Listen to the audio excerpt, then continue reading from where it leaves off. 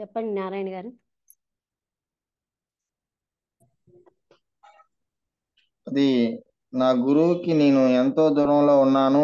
నా గురువుని నేను దగ్గర అవడం ఎలాగని చెప్పి ఆవిడ ఒక థియోసఫిస్ట్ మహర్షిని అడిగినప్పుడు, అంటే ఆయన అడుగుతారు, నీ గురువుకు నువ్వు ఎంత దూరంలో ఉన్నావని చెప్పేసి.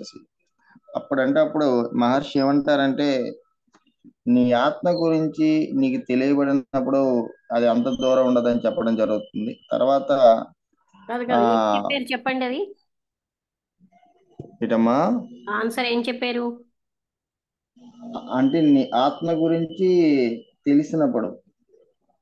గురువు దూరంగా ఉన్నాడన్న దానికి ఆయన ఏం చెప్పారంటే, అవును, నీ గురువు శరీరం కాదు కదా, ఆత్మ. అంటే ఆత్మ అదే తాను అదే అదే ఆత్మ అదే అయి ఉన్నప్పుడు ఎవరెవరికి దూరంగా ఉన్నారు అని ఆ భావనలో మాట్లాడారు. అదే అదే అలా చెప్తూ, అంటే ఎప్పుడైతే నీకు నీ ఆత్మ గురించి నీకు తెలిసినప్పుడే అది తెలుస్తుందని చెప్పారమ్మా. ఉమ్.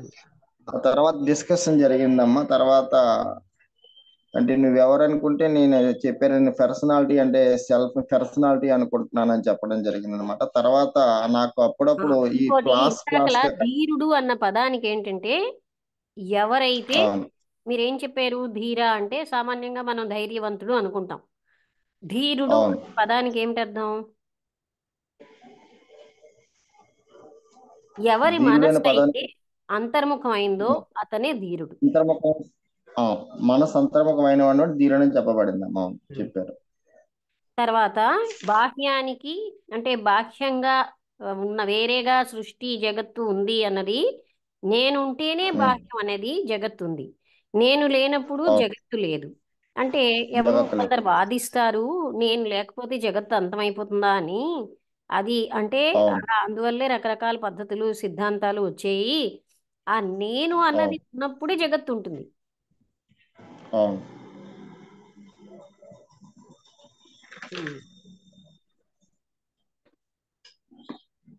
అందుకే ఓకేనమ్మా. అంతర్ముఖ దృష్టి కోసమే శాస్త్రాలు చెప్తున్నాయి అని చెప్పారు. అవును, అంటే తురీయం అంటే అది ఏమిటి అంటే ఆత్మతత్వమే తురీయం అయి ఉంది. దాన్ని నాలుగో స్థితి, అది అన్నిటికీ నాలుగవ స్థితి అని చెప్పి ఆధారమై ఉంది. చెప్పారమ్మా. ఇంకోటి ఏంటంటే అది అవును, అన్నిటికీ అదే ఆధారం. అన్ని స్థాయిలకి అన్ని స్థితులకి ఆధారమై ఉంది తురీయ అవస్థ. ఉం? అవును, ఉం. అది చెప్పానమ్మా. ఉం. తర్వాత అమెరికన్ లేడీ, ఉం. ఇది జరుగుతుందమ్మా. ఇది 354 క్వశ్చన్ అమ్మా. ఉం. అంటే ప్లాసెస్ గా కనిపిస్తున్నాయని చెప్పి ఆవిడ చెప్పబడాలి, నాకేవో కనిపిస్తున్నాయని చెప్పారు అక్కడ మనకి. తర్వాత అదే మీరు అన్నట్టుగా ఎలా అంటే, దగ్గర అవ్వాలని అది కూడా అమెరికన్ లేడీ అడిగారు. అవును, అది గురువు అదేనమ్మా, అమెరికన్ లేడీ అని. త్రీ ఉం. ఫిఫ్టీ ఫోర్ క్వశ్చన్ అమ్మా. ఉం. ఆ తర్వాత ఎలా అంటే ఇది లోయర్ సెల్ఫ్ అని చెప్పబడింది. అంటే లోయర్, మరి మరి గురువు ఎలా ఉంటారంటే హయ్యర్ సెల్ఫ్ అని చెప్పారు ఆవిడ. అంటే లోయర్ సెల్ఫ్ హయ్యర్ సెల్ఫ్ అని రెండు ఉంటాయని చెప్పి ఆవిడ అడిగారు అనమాట. అంటే హయ్యర్ సెల్ఫ్ కి ఒక శరీరం ఉందని చెప్పి మహర్షి క్వశ్చన్ చేశారన్నమాట.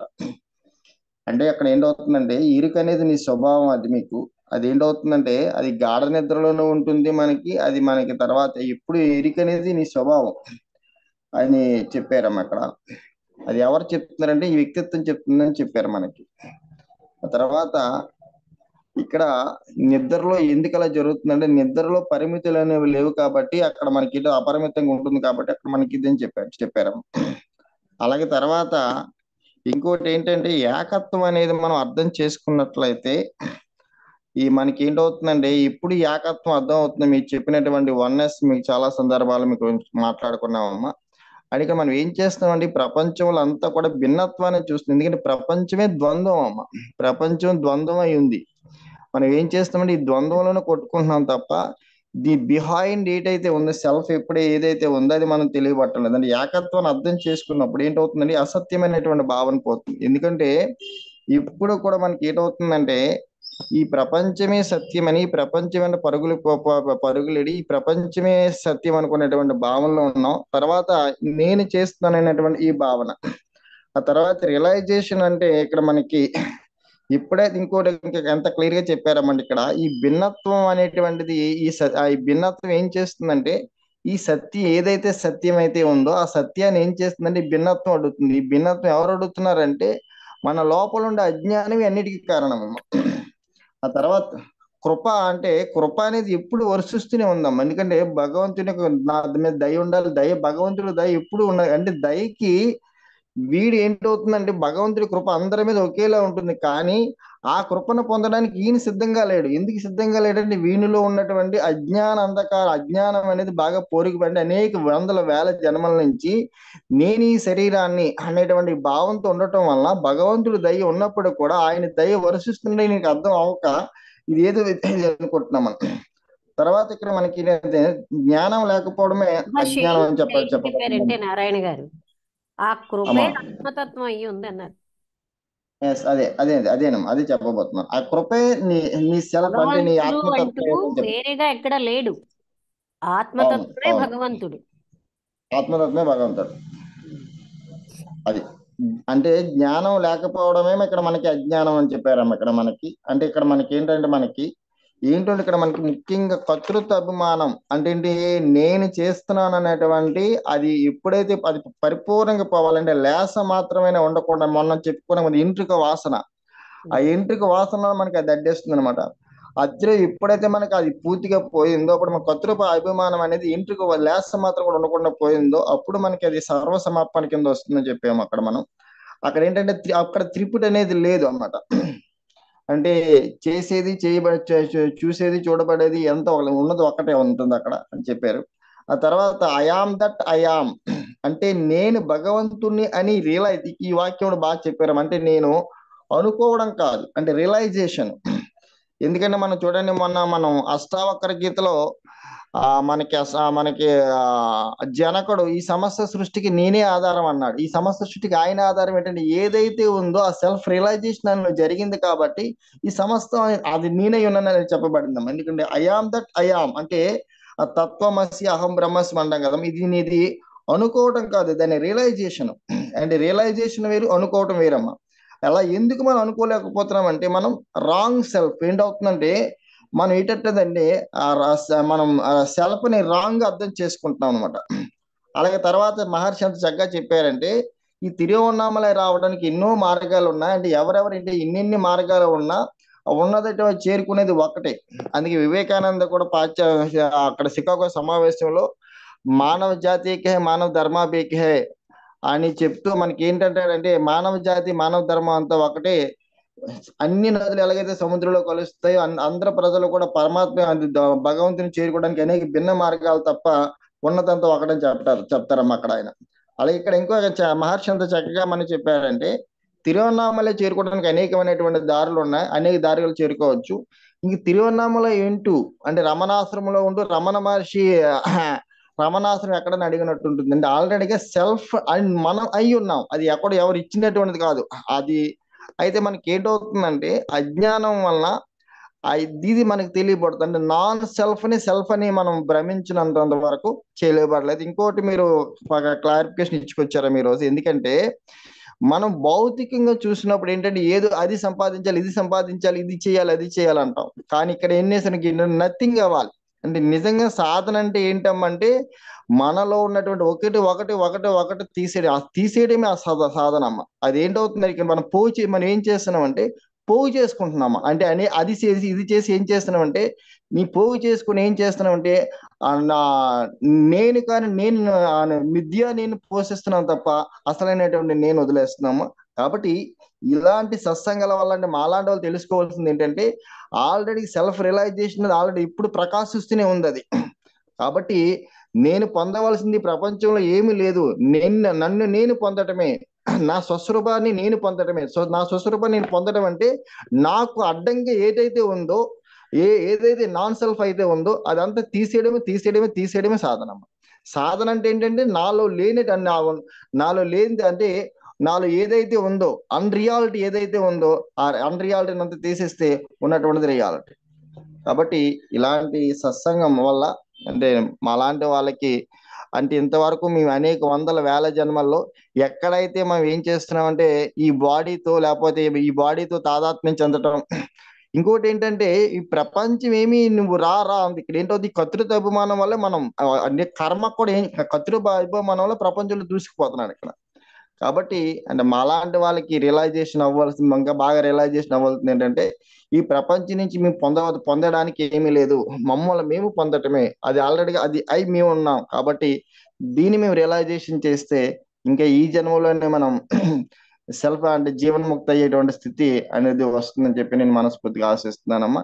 ఇలాంటి గొప్ప గొప్ప సత్సంబంధించినటువంటి మీకు సతకోట నమస్కారాలు. గురువం తత్సత్. నారాయణ గారు బాగానే చెప్పారు. ఇక్కడ ఏంటంటే కర్తృరాజ్ఞయా ప్రాప్యతే ఫలం కర్మ కింపరం కర్మ తజ్జడం అని ఉపదేశసారంలో మొదటి శ్లోకం. ఉపదేశ సారంలో ఫస్ట్ వాక్యం అదేనమ్మా. ఫస్ట్ అయితే రమణ మహర్షి చెప్పిన. ఇక్కడ కూడా మనకి అవును. రమణ మహర్షి కర్మలేమి బంధించవు, కర్తృత్వాభిమానం అవును. వల్లే బంధం వస్తుంది. కర్మకి బంధించే ఎస్ శక్తి ఎస్ లేదు. లేదమ్మా, కర్మ బంధించే శక్తి లేదు. ఎస్ అవును. నరసింహం గారు మీరు చెప్తారా? ఓ సాయి కృష్ణ వచ్చాడేంటి? సరే చెప్తానండి, నాకు అర్థమైంది. మీకు అర్థమైంది, ఎంత జ్ఞాపకం ఉందో అదే చెప్పండి. సరే. అది ఫస్ట్ క్వశ్చన్లో మనం ఏం చెప్పుకున్నాం అంటే, నేను అనేది పట్టుకుని ఉండిపోతున్నాం, మిగతా అంతా అదృశ్యం అయిపోతున్నాయి అని చెప్పారు. ఉమ్, బుద్ధి వలన మనస్సు అంతర్ముఖం అవ్వట్లేదు అని చెప్పారు. ఉమ్, ఇక్కడ మళ్ళీ ఇంకొకటి, ధీరులు అంటే బుద్ధిని నిరంతరం పరిశీలిస్తున్న వాడే అని మీనింగ్ చెప్పారు. అంతర్ముఖం మళ్ళీ ఉమ్, ఆ, అది అది అదే కూడా ఉంది. నిరంతరం అంతర్ముఖం అవ్వాలి ఇక్కడ. ఓకే. ఉమ్, తర్వాత మూడు అవస్థలన్నీ ఉన్నాయని చెప్పుకున్నాము ఇక్కడ. అది జాగ్రత్త, స్వప్న, సుషుమ్న. దే ఆర్ సుషుప్తి, నాట్ రియల్. నాట్ సుషుమ్న, సుషుమ్న, సుషుప్తి. సుషుమ్న అన్నది నాడి, సుషుప్తి అన్నది అవస్థ. సుషుప్తి. ఓకే. ఉమ్, అవి అన్రియల్ అని చెప్పుకున్నాం. Um. They are not real. Self లో నుంచే ఇవన్నీ వస్తున్నాయి పోతున్నాయి, అవి రియాలిటీ కాదన్నమాట. మనం అది తురియ తురియంలో అవస్థ. That fourth stage is that is ఆత్మ. అది తురియ అవస్థ. అది అన్నిటికీ ఆధారంగా ఉంది. తురియావస్థ తురియ అవస్థే ఇదే అన్నిటికీ. నిజమైన అస్తిత్వం ఇందులోనే ఉంటుందన్నారు. ఉమ్, జాగృతం అనేది భిన్నంగా లేదు, ఆత్మని రియలైజేషన్ వస్తాయి అని. ఉమ్. అంటే ఈ అవస్థలన్నిటి వాటికి ఎగ్జిస్టెన్సే లేదు అసలు. తర్వాత నెక్స్ట్ క్వశ్చన్లో ఏం చెప్పాను అంటే,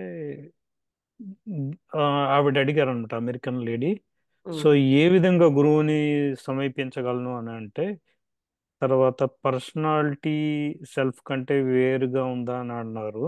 అంటే ఆవిడ అలా చెప్తే మహర్షి అలా అడిగారు, ఆ, your personality different from you అని. ఆ, మధ్యలో కొంచెం గుర్తులేదు, అంటే అంటే భిన్నత్వం అంటే సెన్స్ పర్సనాలిటీ ఈజ్ ఏంది. నథింగ్ బట్ ద సెల్ఫ్ కదా. అంటే ఏ పర్సనాలిటీ మనం మిథ్యా సెల్ఫ్ లోంచి వచ్చిందో అది అంతరించిపోవాలి కదా, అప్పుడు ఉమ్, సెల్ఫే షైన్ అవుతూ ఉంటుంది. ఉమ్. ఉమ్. అంటే సెల్ఫ్ అనేది ఉండకూడదు అంటున్నారు కదా, భిన్న.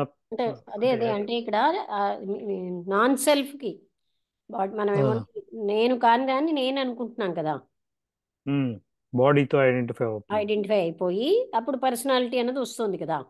అసలు ఆ ఉమ్, వ్యక్తిత్వం డిజాల్వ్ అయితేనే ఉన్నదే అది, సెల్ఫే ఉంది. ఉమ్. అన్ని దాంట్లో జరుగుతున్నవే, సెల్ఫ్కి భిన్నంగా ఏమీ జరగటం లేదు. ఉమ్. అంటే అర్థమైంది ఈ కదా. అజ్ఞానం, అదే భిన్నత్వం, అజ్ఞానం వలన ఇవన్నీ తెలుసుకోలేకపోతున్నాం. ఎస్, భిన్నత్వం అన్నది అజ్ఞానంలోంచి వచ్చింది. లేకపోతే ఆ, ఇన్ని వెరైటీస్గా మనం అంటే ఇప్పుడు పరశురాముడు కూడా అడుగుతాడు, ఈ ప్రపంచం ఇన్ని రకాలుగా ఉంది కదా, లేదని నేను ఎలా అనుకోవడం అని అడుగుతాడు దత్తాత్రేయులు అని త్రిపుర రహస్యంలో. అంటే ఉమ్, ఆయన అదే చూపిస్తాడు, జ్ఞానికి ఇది కనబడవా అంటే ఇంద్రియాలు పని చేయకుండా ఉండవని కాదు అర్థం. జ్ఞానికి ఎన్ని వెరైటీస్ కనిపిస్తాయి కానీ వెరైటీస్ వెనకాల ఉన్న ఏకత్వాన్ని చూస్తాడు జ్ఞాని. ఉమ్. అలా అది అంటే సెల్ఫ్నే చూస్తే you don't see these varieties. అదే అర్థమైందా? అదే ఉమ్, ఆత్మతత్వమే తెలుస్తుంది ఉమ్. ఆయన. అంతేనమ్మా, నాకు అర్థమైంది ఓకే ఓకే, ఈరోజు. వసంతలత నువ్వేమైనా చెప్తావా? ఆ అందరికీ నమస్కారం. ఇవాళ ఆ నేను అది ఆ రియలైజేషన్ ఆ క్యూరియాసిటీ వీటన్నిటి గురించి కూడా కొంచెం సూక్ష్మంగా చాలా విషయాలు చెప్పినట్టుగా నాకు అనిపించింది, బాధపడింది. మొట్టమొదటిలో ఫస్ట్ 352లో ఆయన అడుగుతారు, రకరకాలుగా మనుషులు క్వశ్చన్లు వేస్తారు కదా. అంటే ఆ, నీ నేను అనేది లేకపోతే ప్రపంచం, అంటే నువ్వే ప్రపంచం అని అంటాము, అయితే నేను అనేది లేకపోతే ప్రపంచం ఉండదా, ఉంటు ప్రపంచం ఉంటుంది కదా నేను ఉన్నా లేకపోయినా అని కొంతమంది అడుగుతారు. అది అది అది అజ్ఞానమైన అవస్థ. నువ్వే ప్రపంచం అనుకున్నప్పుడు ఇంకా వేరే సెల్ఫే వరల్డ్ అయినప్పుడు నీకు వేరే ఏమీ ఉండదు, అంతా నువ్వే. ఆ ప్రపంచం కూడా నీలోనే ఉంటుంది. ఎప్పుడైతే నువ్వు వేరుగా అనుకుంటావో అప్పుడే అది ప్రపంచం వేరుగా ఉంది, బయట విషయాలు ఆ మీద దృష్టి ప్రసరించి ఏదో వేరుగా ఎక్స్టర్నల్ గా ఉన్నది అని అనుకుంటున్నాం. అది చెప్పారు. ఆ తర్వాత ఆ ధీరహ అన్న వర్డ్ కి మీనింగ్ కూడా చెప్పారు. అంటే ధైర్యవంతుడైన మనిషి కాదు, ధీ అంటే ఇంటలెక్ట్. అంటే ఎవరైతే తన ఇంటలెక్ట్ కాదు బుద్ధి వీటన్నిటినీ అంతర్ముఖం చేస్తారో అతనే, అంటే సెల్ఫ్ ని రియలైజ్ చేసుకొస్తారో అతనే ధీరహ అని. ఉమ్.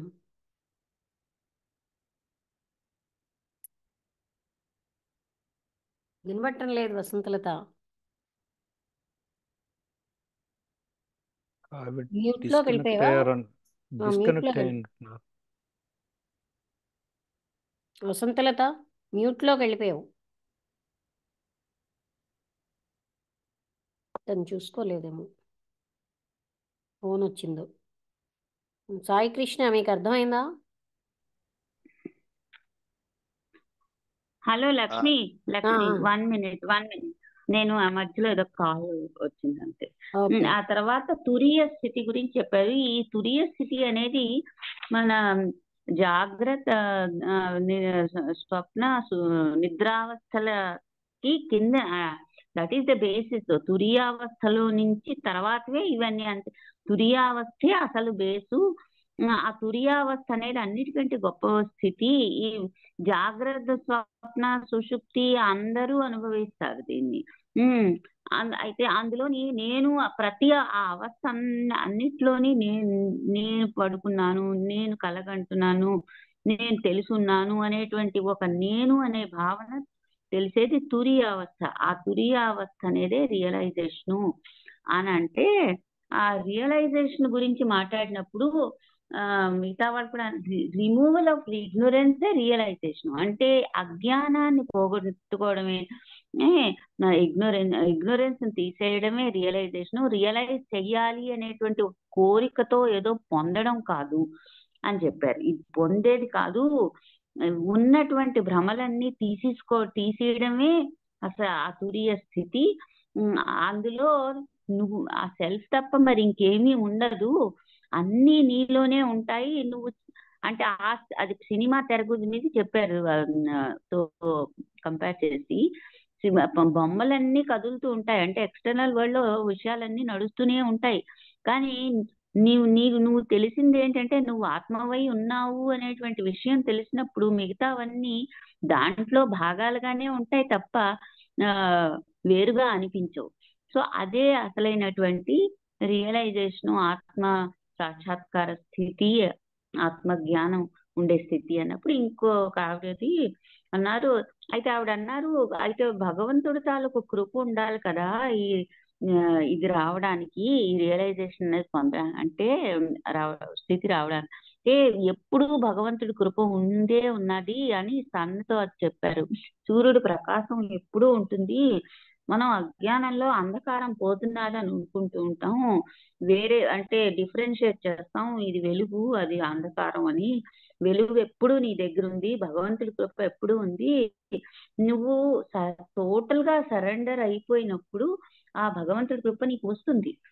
దాంట్లో అదే కర్తృత్వ భావన, నేను చేస్తున్నాను అనేటువంటి ఆ సెల్ఫిష్ ఐడియాస్ ఏమీ లేనప్పుడు, అంతా ఈ భగవత్ ఇదే కానీ అనుకున్నప్పుడు నువ్వు ఆ నేను అనేది తీసేసి, అంటే ఆ బాడీతో ఉండేటువంటి సంపర్కం, బాడీలో ఉండేటువంటి ఐడెంటిఫికేషన్ తో అది తీసేసినప్పుడు నీకు అది రియలైజేషన్ స్థితే, అన్ని నీలో ఉన్నట్టే ఉంటుంది.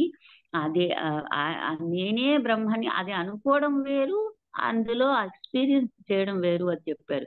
ఐఆమ్ దట్ ఐఆమ్ అనేది అనుకోవడం కాదు, అహం బ్రహ్మాస్మి అని థాట్ కి ఉంచుకోవడం కాదు, అది స్థితి కాదు. ఆ స్థితిని అనుభవించాలి, అందులో ఉండాలి. అది తురియ స్థితి అని చెప్పారు అక్కడ. ఆ తర్వాత అదే దానికి తిరువణ్ణామలై ఈ స్థితిని చేరడానికి ఎన్నో మార్గాలు ఉంటాయి. తిరువణ్ణామలై గురించి చెప్పారు. తర్వాత అది అంతే, అదే నాకు ఇవాళ తురీయమన్నా సెల్ఫ్ అన్నా కృప అన్నా సెల్ఫే అనే పాయింట్ కూడా. అంటే కృప అన్నది వేరే కాదు, యువర్ సెల్ఫ్ ఇస్ కృప. So always your self is there, always the కృప ఉన్నది. And you are that self. But only thing is ఆ అవేర్నెస్ లేకుండా చేసిన దాన్ని దూరం చేసుకోవాలి. ఏదైతే మనకి ఆ సెల్ఫ్ నేను అనే రియాలిటీని తొలగిస్తుందో అవి తీసి పారేయాలి. సాధన అంటే అదే. అది ఇంకొక విషయం చాలా బాగున్నది. ఆవిడంటారు, ఒక్కొక్కప్పుడు నాకు ఫ్లాషెస్ లాగా ఏదో నాకంతా అంత క్లియర్ అయిపోయినట్టు అనిపిస్తుంది, ఒక్కొక్కప్పుడు అంధకారంగా అనిపిస్తుంది. అంటే అసలైనటువంటి స్థితిలో అలాంటి వెరైటీలు ఏమి ఉండవు. ఆ వెరైటీలు ఉన్నాయి అంటే అది అజ్ఞానమైన స్థితే. అలా కాదు. అది వెరైటీ అంటే వెరైటీ దేనికి వాడారంటే నాట్ ఫ్లాషెస్. అంటే ఒకసారి రియలైజ్ చేసినట్టు ఉంటుంది, ఒకసారి లేదు. వెరైటీ మీన్స్ యూనివర్స్ లో ఉన్న భిన్నత్వాన్ని వెరైటీగా వాడారు. అంటే ఇది కూడా కాదా? అంటే ఈ రకాలైనటువంటి స్థితులు అనుభవించడం ఆయన ఏమడిగారంటే who is having all these flashes, ఎవరికి ఆ ఫ్లాషెస్ వస్తున్నాయి అని అడిగారు. అంటే నా వ్యక్తిత్వానికి, నా లోయర్ సెల్ఫ్ కి అంటే వాళ్ళు తెలుసుకున్న పదాలన్నీ వాడారు.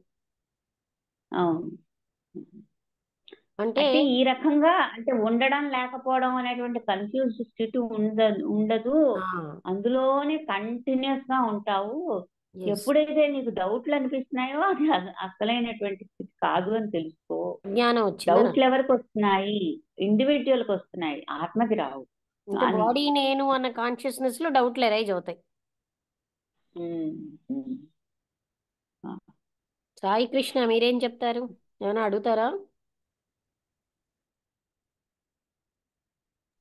ఏం లేదమ్మా, ఇంక వీళ్ళందరూ చెప్పినాయి. ఇంకా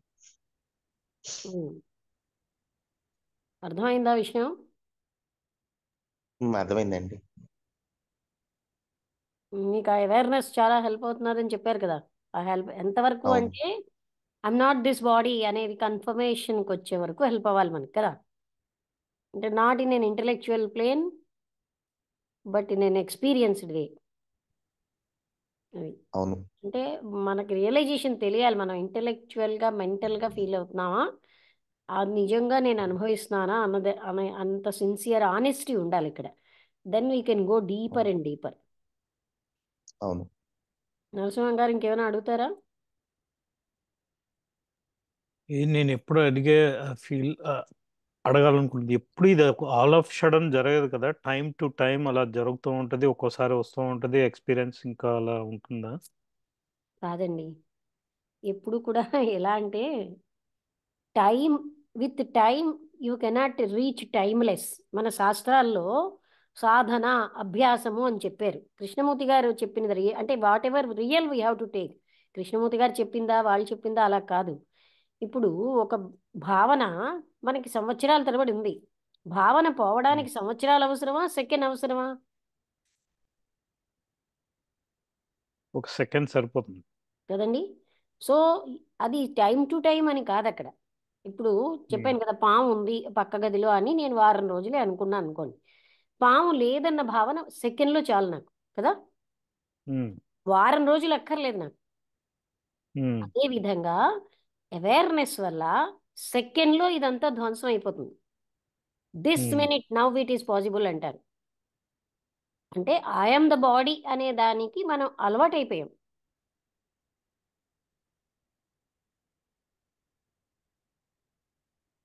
మీరు ఏంటంటున్నారు, ఎంతో టైం కావాలి అనే కదా.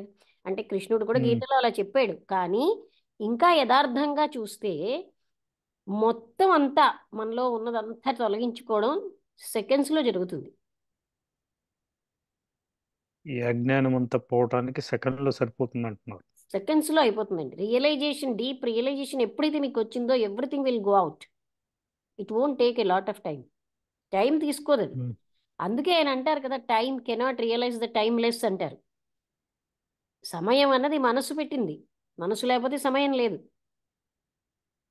అంతే. అవునా టైం కదా? మనం ఆ కాన్సెప్ట్ కరెక్ట్ అని, మనం టైం అనేది మనం క్రియేట్ చేసుకున్నాం. అంటే ఎస్. సన్ ఎప్పుడు అలా తిరుగుతూనే ఉంటది. దానికి అది మన భూమి తిరుగుతున్నప్పుడే మనకి రాత్రి పగలు వస్తున్నాయి అంటే అని తప్పించి రాత్రి పగలు ఉన్నది అన్నది కూడా మనస్సుతో గ్రహిస్తున్నాం కదండి. So mind is um, everything కదా. మీకు ఉమ్, మైండ్ పని చేయకపోతే మీకు రాత్రి తెలియదు, పగలు తెలియదు, తీపి ఉమ్, తెలియదు, చేదు తెలియదు కదా. ఎంతో అందమైన రుచికరమైన డిష్ కూడా రుచికరంగా ఉండదు మనస్సు ఏమో విచారంతో ఉంటే. So mind is um, everything. So with the mind మీరుంటే, మీరు నేను అన్నది కూడా కల్పించేది మనస్సే. ఉమ్, సో నేనుని కల్పిస్తున్నది మనస్సే, సృష్టిని వేరేగా ఉంది అని చూపిస్తేది మనస్సే. So when you still the mind, మనస్సు నిశ్చలం అయితే ఉన్నదే ఆత్మతత్వం కదా. ఉమ్, సో అక్కడ అవును. టైంకి అంటే when no thought is there, then self is there. అలా అని బలవంతంగా కాదంటారు కదా, అంటే నొక్కియడం కాదు, అణిచేయడం కాదు. ఉమ్, అంటే మనకి ఎలాగా బయటికి వెళ్తున్న మనస్సు బయట ఏమీ లేదని తెలిసింది అనుకోండి, అది బాగా తెలియాలి. తెలిస్తే మనసు బయటికి వెళ్ళడానికి ఇష్టపడదు. అవునా? అవును. మనకి మనస్సు ఇంకా బయటికి వెళ్తోంది అంటే అర్థం ఏమిటి? బయట సంథింగ్ ఉన్నదని కాన్ఫిడెన్స్ మనకు ఉండిపోయింది ఎక్కడో. అంతా బయటే ఉంది, లోపల ఏమీ లేదనుకుంటున్నాం, ఉన్నదంతా లోపలే. మనలో వింటున్నాం కానీ we always forget outside everything ఉంది అని ఎక్కడో మనకి భ్రాంతి ఉంది. అండ్ అది భ్రాంతి కాదు, అది రియల్ అని భావిస్తున్నాం, అంతేనా? అంతే. But everything is inside. మన ఇన్సైడ్నే అవుట్ సైడ్ చూస్తున్నాం. There is no inside and outside అని అన్నారు. అంటే అంతర్గతంగా ఉన్నదే మనస్సు, బహిర్గతంగా ఉన్న లోకాన్ని చూస్తుంది కదా. అంటే నేను అన్నది ఉంటేనే లోకం అన్నది మనకి కనిపిస్తుంది. నేను బాడీ అనే ఐడెంటిఫికేషన్ ఉన్నంతసేపు లోకం వేరేగా కనిపిస్తుంది. ఐఎమ్ దట్ అని తెలిసిన తర్వాత లోకం వేరేగా కనబడదు.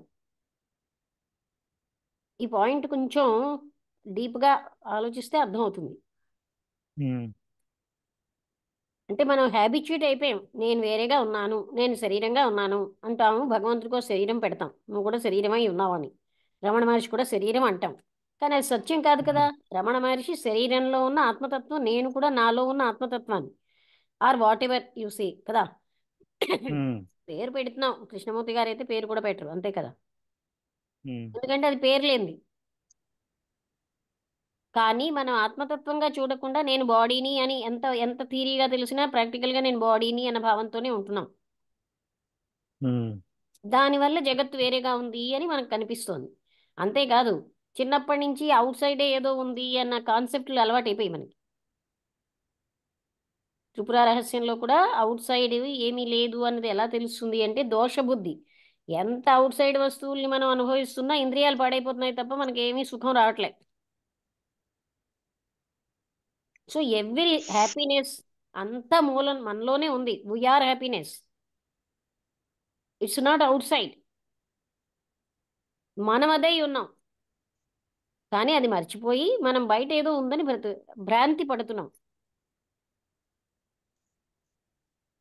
ఏమి ఈ కాన్సెప్ట్ అర్థమైందా? అర్థమైందండి. బట్ మనకి చాలా చాలా ఎన్నో జన్మల నుంచి అలవాటు అయిపోయింది బయటే అంత ఆనందం ఉంటుందని. అందుకని మనం అది రియల్ అంటే ఇంద్రియాలని నమ్మినంతగా ఆత్మతత్వాన్ని మనం చూడటంలే కదా. ఉమ్, ఇంద్రియాలతో గ్రహించేది ఏది సత్యం కాదు, బట్ అదే సత్యం అని మనం భ్రమిస్తున్నాం. అదే ఇలాంటి డిస్కషన్ లో మనకి అలా అనిపిస్తుంది కరెక్ట్. మళ్ళీ ఒకసారి అయిపోయిన తర్వాత మళ్ళీ మామూలుగా బాయ్ ఎందుకు మర్చిపోతుంటాం. అలాగా అనిపిస్తుంటే నాకు ఒక ఆయన అడిగేది. నేను బాడీని కానని తెలుసండి, కానీ నేను బాడీ అన్నదే నాకు గుర్తుంటోంది, ఎన్నిసార్లు జ్ఞాపకం చేసుకున్నా మర్చిపోతున్నాను. అంటే ఆవిడ ఏం చెప్పారంటే ఎన్నో వేల జన్మల నుంచి అలవాటైపోయింది, అంత పవర్ఫుల్గా మనం అంత శక్తి వాడాలి, నేను బాడీని కాను అని. ఏదో ఏదో ఒక క్షణం పాటు నేను బాడీని కాను అని మళ్ళీ మామూలుగా నేను బాడీని అని 23:30 గంటలు 24 గంటలు నేను బాడీని అనే కాన్షియస్నెస్ తోటి పనిచేస్తున్నాం. మన సాధన అంతా నేను బాడీని అని వెళ్తోంది, అంతేనా? అదే బలపడిపోతుంది. మనం ఎక్కడ చేస్తున్నాం ఐఎమ్ నాట్ ద బాడీ అని ఎక్కడ గుర్తుపెట్టుకుంటున్నాం? అవును. సో మనం ఏది బలం అయిపోతుందంటే బాడీ నేను అని. అదే మిగతా టైంలోనే అదే ఎక్కువ ఇన్ఫ్లుయెన్స్ చేసేస్తుంది మళ్ళీ మిగతా చేసేస్తుంది. మెటీరియల్ వరల్డ్ లో అవి ఇప్పుడు ఇంకా చేస్తున్నప్పుడు. చెప్పాలంటే నా అభిప్రాయం అక్కడ కూడా రాంగే, అది కూడా ఈగోవే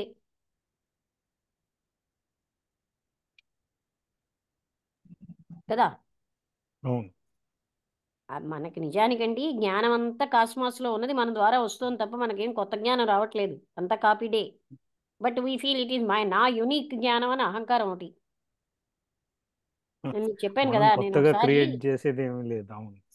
నేను ఒకసారి వన్నెస్ కోసం మాట్లాడితే అక్కడ అడయార్లో ఆ డైరెక్టర్ గారు there are some thoughts in cosmos, some people can only receive అన్నారు. అంటే మనం రిసీవర్స్మే కానీ we are not creators of any new thought.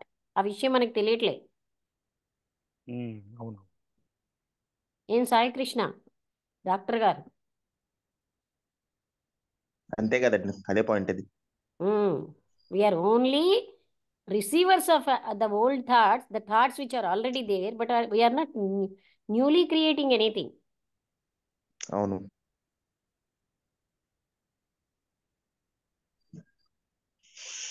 అంటే విషయం ఏంటంటే మననం చేసుకోవాలి బాగా. ఫస్ట్ థింగ్ ఏంటంటే wherever we are we have to understand the body is my అందుకే కదా ఇన్స్ట్రుమెంట్. మా జేకే గారు మినిట్ టు మినిట్ అవేర్నెస్ ఉండాలని అంటారు. Yes, moment to moment awareness, correct. Moment to moment awareness ఉండాలని అంటారు కదా, అందుకే జేకే గారు. అవును, ఆ ఎరుక లేకపోతే పడిపోతాం మళ్ళీ. ఎనీ డౌట్స్ ఇంకేమైనా ఉన్నాయా?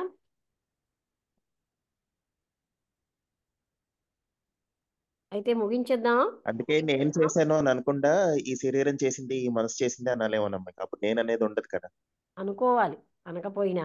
అంటే మాత్రం మొదట మిమ్మల్ని పిచ్చివాళ్ళుగా చూస్తారు, ఆ తర్వాత మీ అవును. మనస్సులో మాత్రం భావించాలి ది బాడీ ఈజ్ అవును. Eating, the body is Krishna. Um. Ramesh అని తను పుస్తకం చెప్తున్నప్పుడు తను మాట్లాడేవాడు, ఇలాగే చెప్పేవాడు, ద బాడీ ఈజ్ సిట్టింగ్ అని మనం భావించాలి. ద బాడీ ఈజ్ అవును. Laughing, the body is enjoying and not I అని మనం తెలుసుకోవాలి. అవును. ఎందుకంటే ఆల్వేస్ బాడీని, అంటే అది మనం ఐ ఆమ్ ద బాడీ అనే ఒక ఐడెంటిఫికేషన్ వల్లే నానా బాధలు వస్తున్నాయి మనకి. అవును.